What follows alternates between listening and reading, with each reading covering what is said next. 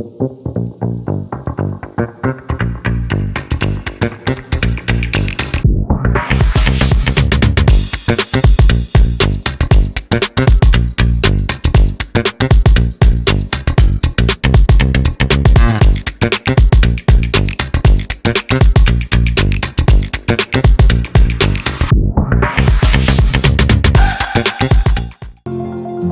of all, I would like to thanks to the Kibo team for giving me this opportunity for interacting with your team.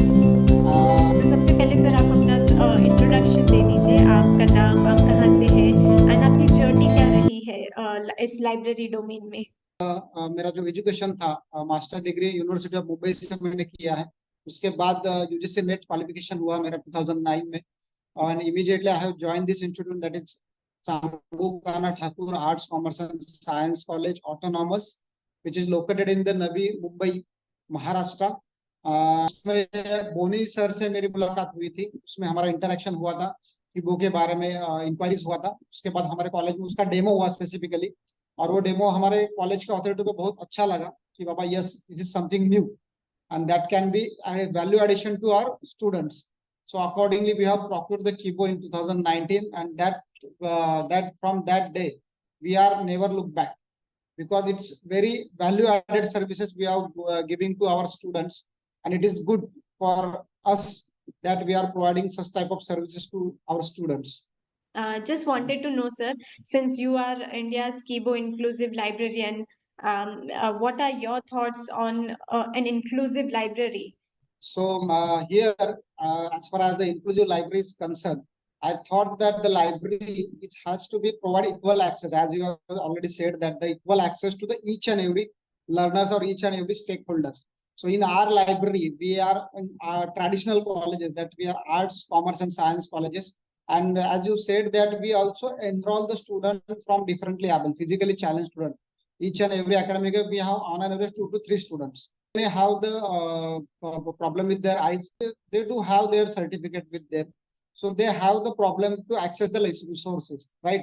So in this case, our library is providing inclusive services with the Kibo, and in that case, we are providing specialized service to them. We are called that the Divyanjan support service to those students. We have the dedicated separate section in the library. We have make available to them, and we do have the maker space. Under that maker space, we have the Divyanjan, Kibo Divyanjan support service. So in that section, if the student is blind, so we going to provide them the audiobooks. And if the student is the 50% blind and he is physically challenged, then we are going to provide them the translation services. We are also provide them the typing services too, because Kibo is offer the editing facility too. If you scan the book, scan the material papers, so it's very easy to edit those documents, and again we can translate it in n number of languages. I think more than 110 languages are there. So I'm happy to inform that till date we have translated 3 books from Marathi to English and English to Marathi, vice versa. So it is definitely it is an inclusive library service for us and for student upliftment for their degree and higher education. Any specific use case that you would like to share for visually impaired students? In that case, I think one lady students, one girl students came to us, and she was asking regarding the English notes for Marathi books, from Marathi books only, because in the language, that is literature, we do have the Marathi language subjects in our college. So she is from the science background, and she wished to have the translation for that notes. So we are providing that translation facility by using this keyboard device, and she was quite happy. Also, just wanted to understand how Kibo has benefited your institution and your students in terms of digital inclusion or getting accreditations from organizations like NAC, UGC, or even comply with national education policy. To tell you that we are in the process of NAC 4th cycle, that is going to be happen in this year only. It is in the October visit schedule from the NAC PR team, and I'm happy to inform that during last 3 cycle we do not have the keyboard device. We do not have that technology enabled services in our library. But in this cycle, right from 2019 to 2020-24, we do have the innovative practices implemented in our library, and that is value added service we are providing to our students, that nothing but the Kibo. And definitely it will be have positive impact on our library services during the visit of the NAC peer team. But meanwhile, there are the visits from the higher authorities, there are the visits from the other colleges, there are the visits from the collector office, there are the visits from the ministry, there are the visits from the other distinguished personality. And whenever they are visiting our library, we are demonstrating them the keyboard device. We are giving them the demo of how the services we are giving to our students and how beneficial this device is for our students and for us. So they are appreciated our services, and definitely we are recommended them that you have to go with this device, and you can procure this device in your library, your organization. That will definitely will be the value added services can be for making grade in higher level, or getting more marks as far as this library services and facility you are providing.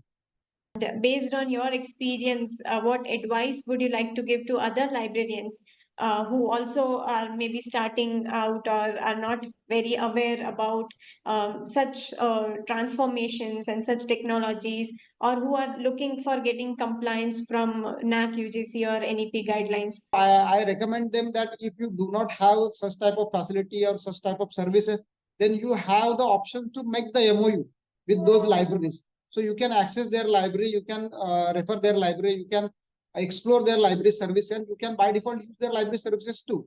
And that MOU is valid as far as the NAC and UGC authorities are concerned. The valid MOU is you have to have the activities based MOU within the library professional. So that I would like to focus on that. If library doesn't have the services, if library doesn't have the keyboard here, they may have option to make the MOU with other libraries, those who are having such type of services.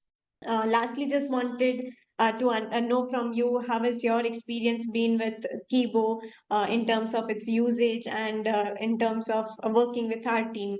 Keyboard device in our library, and during that demo, Bori was there for this demonstration purposes, and he was given the demo regarding the translation, how Kibo is translated facility is done through the Kibo.